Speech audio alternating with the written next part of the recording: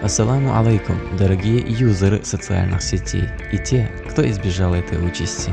Хочу рассказать вам свою историю. Когда-то, давным-давно, я был обычным парнем, хотя то, каким я являюсь теперь, стало нормой.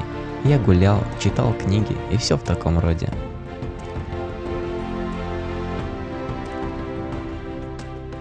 Потом все начало меняться.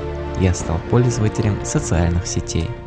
Все началось так безобидно, и я ощущал такую свободу. Так легко выражать свое мнение, когда сидишь в сети. Абсолютная свобода. Свобода, которая пленит.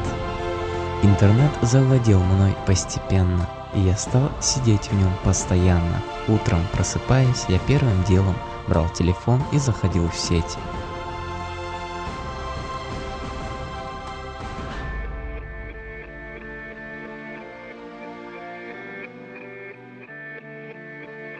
Когда ел, был в сети, работая, также отвлекался на интернет. Вот так все время в онлайн.